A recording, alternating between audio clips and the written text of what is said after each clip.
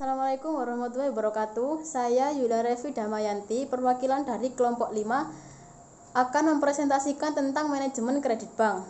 Sebelumnya saya akan menyebutkan nama kelompok saya. Yang pertama yaitu Hendy Giovanni, yang kedua Novia Varia Devi, yang ketiga Nuris Lailatul Hasanah, yang keempat Sela Agustin, yang kelima Salihah Dwi Nurjanasya, yang keenam yaitu saya sendiri Yulia Revi Damayanti.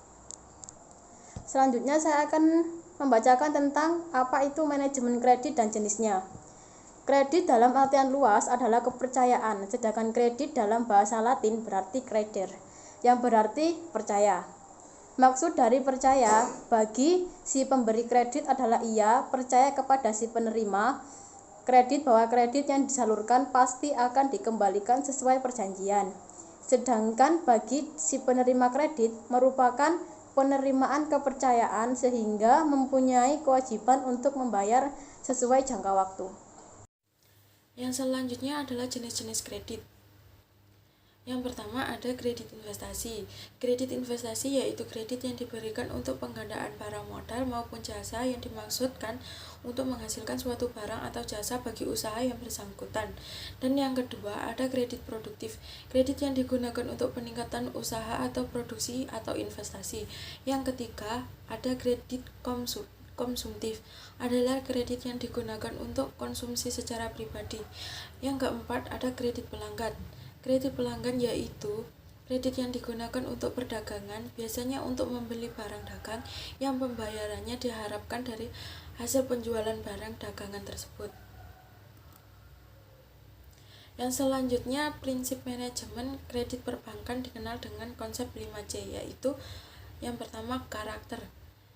Karakter yaitu tingginya respek pelanggan terhadap kewajibannya, dilihat dari karakter manajemen perusahaan diatur.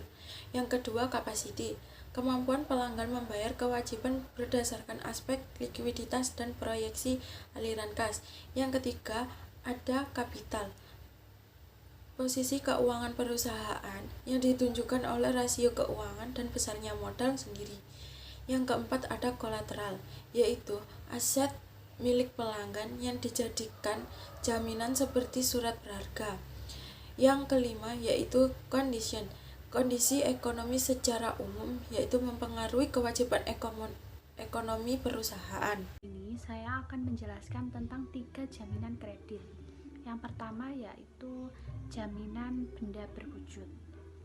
Jaminan benda berwujud yaitu barang yang dapat dijadikan jaminan seperti tanah, bangunan, sawah, kebun, kendaraan bermotor, maupun peralatan dagangan, dan lain sebagainya. Yang kedua yaitu jaminan benda tak berwujud, yaitu merupakan surat-surat yang dijadikan jaminan seperti sertifikat tanah, sertifikat obligasi, sertifikat saham, sertifikat deposito, maupun rekening tabungan yang dibekukan, rekening giro yang dibekukan, dan surat tagihan lainnya. Yang ketiga yaitu jaminan orang,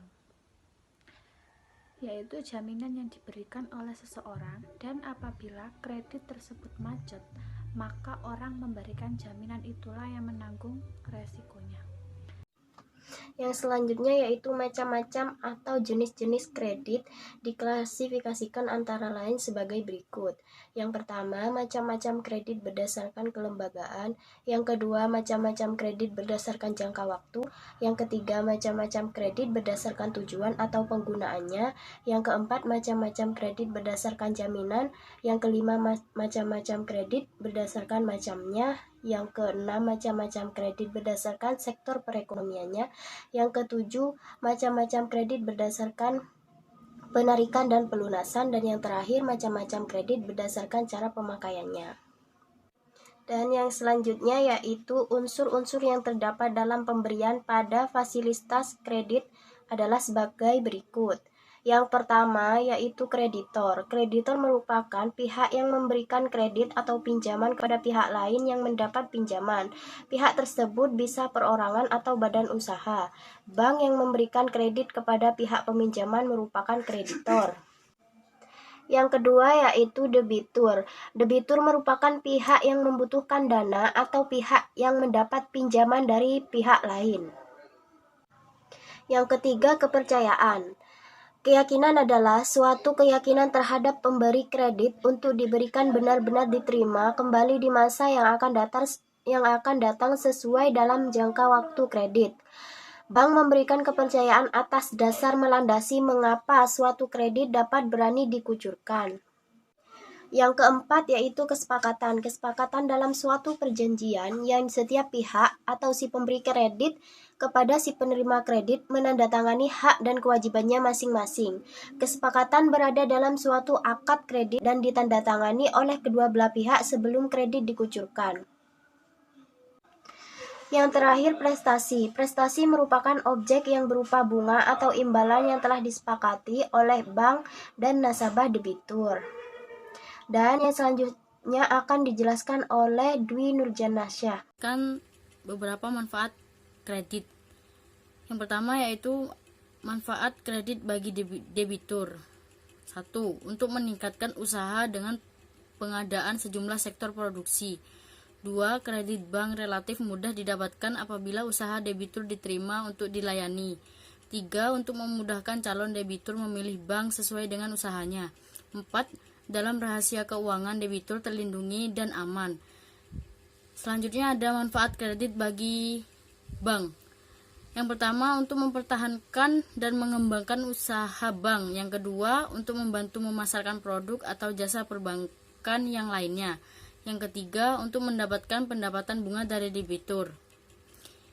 Selanjutnya ada manfaat kredit bagi pemerintah, yaitu yang pertama sebagai pemacu pertumbuhan ekonomi secara umum, yang kedua sebagai pengendalian kegiatan moneter, yang ketiga untuk menciptakan lapangan usaha. Dan yang terakhir ada manfaat kredit bagi masyarakat. 1. Dapat mendorong pertumbuhan dan perluasan perekonomian. 2. Dapat membantu mengurangi dalam tingkat pengangguran. Yang ketiga, dapat memberikan rasa aman pada masyarakat untuk menyimpan uang di bank. Sekian penjelasan manfaat kredit dari saya. Wassalamualaikum warahmatullahi wabarakatuh. Di sini saya akan mempresentasikan tentang fungsi kredit. Fungsi kredit sendiri terdapat 8, yaitu sebagai salah satu alat stabilitas perekonomian, yang kedua sebagai motivator dan dinamisator kegiatan perdagangan dan perekonomian, yang ketiga untuk mengubah cara berpikir tindakan masyarakat agar bernilai ekonomis, yang keempat untuk meningkatkan daya guna dan peredaran barang, yang kelima untuk meningkatkan pada peredaran dan lalu lintas uang, yang keenam untuk meningkatkan daya guna uang, yang ketujuh untuk meningkatkan semangat berusaha, yang kedelapan untuk meningkatkan hubungan internasional.